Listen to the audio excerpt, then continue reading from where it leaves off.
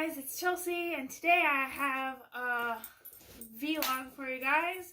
It's called Ubereats in a coronavirus pandemic.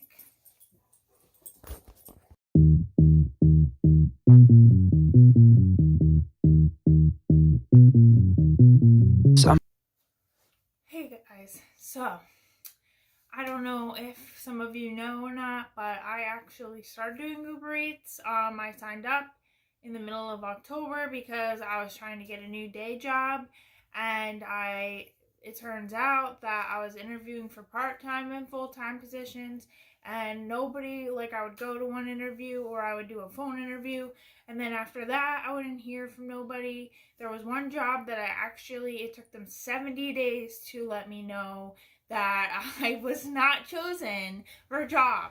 So I was like, okay, I need money because I have a good amount of bills.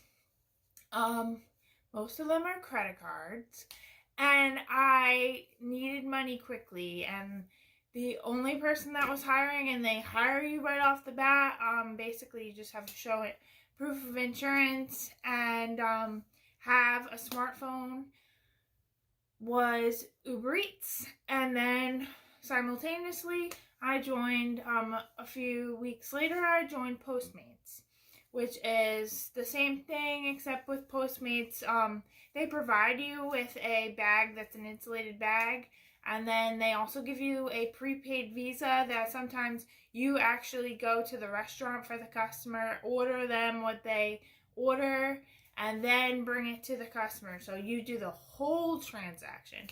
Whereas Ubereats does, and DoorDash, they just basically take care of it for you. The customer orders it on the app themselves, and then the restaurant makes the order. You just go get it.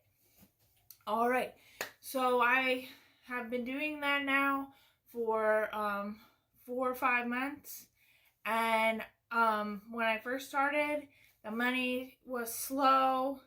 And that's why I joined Postmates then, because it seemed like there wasn't going to be enough money to make ends meet with it.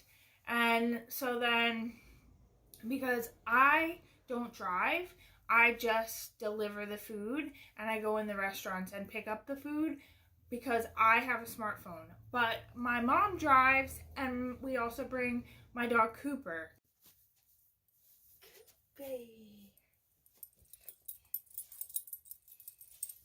Are you an Uber Eats worker?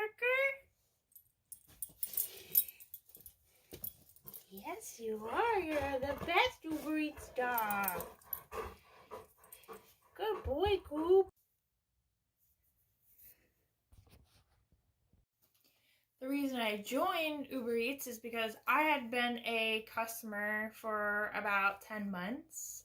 I love ordering food delivery, and I love being a customer, but as I was a customer, I did notice that there was a lot of drivers who don't interact with you. They don't even smile when they hand you your food.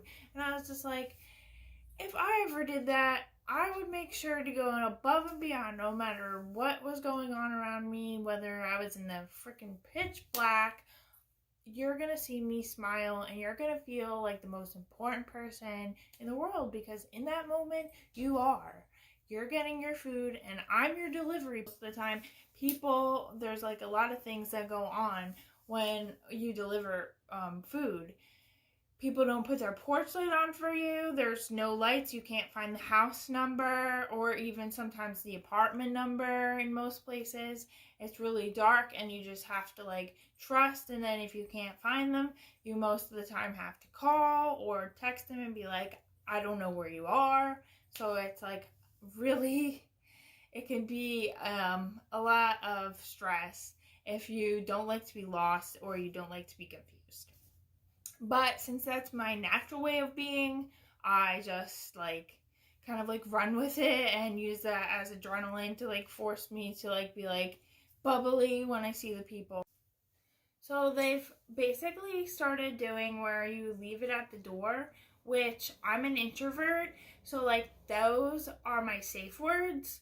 When somebody says just leave it at the door, I'm like, oh good, I don't have to interact interact with anyone. I just give you your food or whatever you ordered, and then the transaction is over. But prior to them rolling that initiative out, they still have available people who can select deliver to door and or meet me outside or whatever they say. And this is the story behind that. So a couple of weeks ago, I got an order for Papa John's, and it was just one cheese pizza, and I was like, okay, this is going to be easy. And then the neighborhood was like not that far away. It was a neighborhood that I've been to locally before or driven through. And so I had the address and I put it in the GPS, and then I brought the pizza to the door. And an older couple answered, and I go, Ubereats? And they said, no, we didn't order. And then I was like, okay. But in my head, I was like, what do you mean you didn't order a pizza? Turns out that my dyslexia had kicked in when I put the address in the GPS, and I delivered to basically 4 or 5 houses down away from the actual house that the person was at. Because anyway, they had put a note with the order that said meet me outside. So when I pulled up to that house and went to the door, nobody was outside, so I was confused. But it was my mistake. But it was pretty funny that they were basically chill about it, and they weren't angry that I rang their doorbell in a global health crisis or anything like that. And then the person that did get the pizza, they got it safely, and they had no idea that happened. But yeah, during this global health crisis, when it started to get really bad, they started to regulate people to stay home. The government said everybody better stay in, and work was canceled for everyone, and only if you're an essential worker you could go to work. So one night I was delivering to an apartment building that was also local, and I didn't know who the person was, but I knew it was a guy because it was a guy's name on the delivery. And so I was bringing the food up to the apartment. There had been a guy that came down, and he follows me up the stairs when I'm going to this apartment. And I'm like, okay, this is getting weird. And these were they're sketchy apartments. And then next thing I know, he goes, oh, you can open the door. I live there, so you can come in. And I was like, what? In my head. And I was like, okay. So I opened the door, but then thankfully his son was there, and I just handed him the food. And I was like, have a good night, guys. And I turned around and I just left. But honestly, that was really strange, because who invites somebody in when we're all supposed to be practicing social distancing? And I'm a stranger. I don't know you. Don't invite me in. Thank you. That same night, I delivered another order, and after that guy invited me in, and I'm walking the food up to the door, the person opened their door to their house, and I guess because I was so excited that they actually came out of their house, because I was walking across their lawn, and apparently when I walked, I stepped, and I almost literally spilled their drinks, because there was a pothole right in their freaking lawn, but I didn't see it because obviously there's not a lot of lights. And then also I was so happy that they were standing outside their door that I just was walking, and then I'm like, oh, and then thankfully they didn't notice that I was basically about to spill all their freaking food and drinks all over the sidewalk.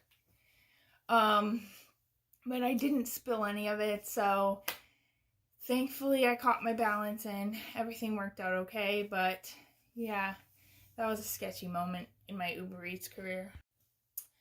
Recently, the hours on many restaurants have changed to the point where the delivery apps don't even have the correct hours, and they actually have some of the restaurants still open when they're not. The other night, when we were doing deliveries, we pull up to Zaxby's and for the drive-through, and the drive-through goes, sorry, our store is closed. Please try again when our store is back open.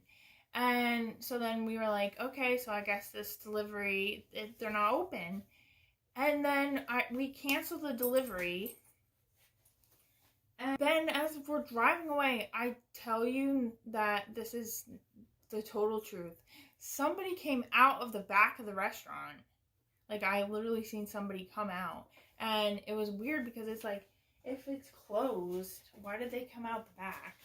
And then, unless of course they were leaving, but it still was really weird.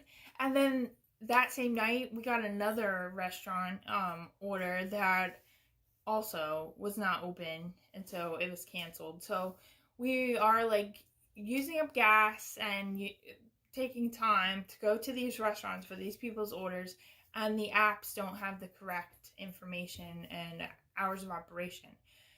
I believe that should be changed, and that should be listed with the restaurant specifically to that person's order. Like, it should say hours of operation, so that and it should always be updated by the restaurant, especially in this time of our society right now. Then actually last night I got an order from a restaurant that I won't name, but they gave me the drinks in the cup holder. I got the drinks to the car, and as I'm in the car, the freaking cup starts coming out of the cup holder. And it's because the cup holder is busted. Like, first of all, cup holders like this, they freaking suck and they don't work. And they're not steady to carry the cups. Because most of the time, have you ever seen a large soda from a restaurant? It's huge and it's laid in here. And oh look, this one's broken too. And secondly, like, giving me a cup holder at all that is already broken. Thanks, but no thanks.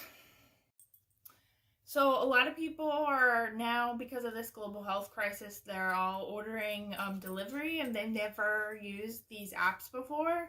So a lot of the time, especially with older people, I get people that are like, oh, when I give them the food, they're like, oh, do I need to sign anything? This one night, I kid you not, this guy was like my age, like in his 20s, and I handed him his ice cream order, and he was like, do I need to sign anything? But he said it in like such a fast way and like under his breath that I didn't catch what he said, and I like thought he was like asking me about his order or something like that. And I'm like, what? And he's like, do I need to sign anything? And I'm like, no, you're good. Everything's taken care of. And then that was it. But it was hilarious because he's like in his 20s and he thought he had to sign something. Like, that's normally a question I get from older men and women, not from you, but okay. Another time I went to McDonald's, one of the McDonald's by me, and it's always a late night order, and this guy that works there literally always looks stressed because he'll get on the speaker, first of all, and he'll be like, blah, blah, blah, like talking really fast. And then when you come to the window, he always has like a strange look on his face, and he looks like he's panicked out of his head. Like he can't control his body or anything or his reactions. And then it was funny because that night that I went there, he literally walked by the window, and me and my mom were waiting for the food, and he literally, kid you not, this is what he did. He was like this. That Then later on, my mom said, oh, he reminded me of that Mr. Magoo character.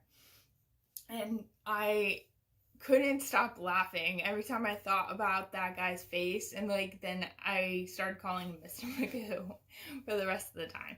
And I haven't been to the McDonald's since at that particular time of night, but I look forward to my next interaction with Mr. Magoo because I can't wait to see the next face you make at the window. And I saved my best story for last. So I delivered this guy Burger King to a neighborhood that I'd never been to before, but I never really realized that this area of my city, my county, is definitely very low income, and people there are even worse off than people where I live, where I was actually surprised because I didn't realize that. But anyway, so this guy, I deliver him his order, and he comes up to me to grab the order, and then he hands me a bunch of coins. And then I'm like, thank you. And he said, oh, the tip, something about the tip. And I said, oh, the tip didn't go in. And he goes, oh no, the tip went in, it just wasn't enough. So here's a couple dollars in change. And it was $2 in dimes. Kid you not. And that's totally fine. And I'm grateful for every tip that I get. But it reminded me totally, like literally, because of the neighborhood and the way he even talked, like he had like a little bit of a southern accent. It reminded me of the farmer in Napoleon Dynamite when Napoleon goes to get a job. And then the farmer comes out and he's like, I can't find my checkbook, so I hope you don't mind I pay in change. And he pays them in legitimately like pennies and nickels. And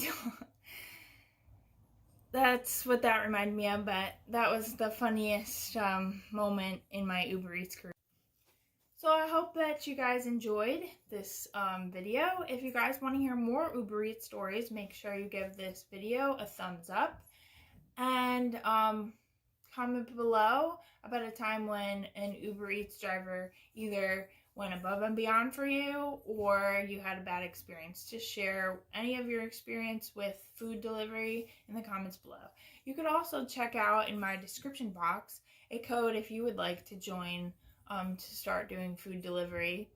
It's good money, and you work when you want to. You don't always have to take every order that comes in, and you work at the busiest. The busiest shifts are usually dinner and late night, but it's really good, and you get a lot of benefits. And as long as you're good and you smile often, people will like you, and you will be doing a service for humankind. And I don't see anything that is bad about that. It's not always the funnest job, but it definitely is a lot funner than the last job I had. So until next time, feel free to express yourself. Bye guys!